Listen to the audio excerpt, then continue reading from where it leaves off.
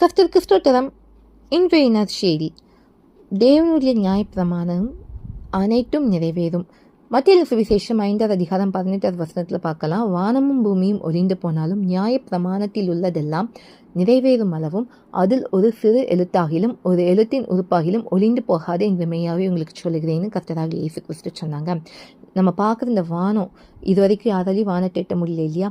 அந்த வானமாகட்டும் இந்த பூமியாகட்டும் ஒளிஞ்சு போனாலும் கர்த்தர் தம்முடைய நியாயப்பிரமாணத்தில் சொன்ன எல்லாம் நிறைவேறும் அளவும் அதில் ஒரு சின்ன எழுத்து கூட என்ன ஆகாதான், ஒளிந்து போகாதாம். அப்போது இன்னைக்கு இயேசு கிறிஸ்து என்ன சொல்லியிருக்காங்க, நம்மளுக்கு சீக்கிரம் வரப்போகிறேன்னு சொல்லியிருக்காங்க. அப்போது நிச்சயமாக சீக்கிரம் வரதான் போகிறாரு. அப்போ நம்ம என்ன பண்ணணும், நம்ம ஆயத்தமாகணும், பிறரை ஆயத்தப்படுத்தணும். ஏன்னா தேவனுடைய வாக்குத்தத்தங்கள் நிறைவேறும், அவருடைய நியாயப்பிரமாணங்களும் நிறைவேறும்.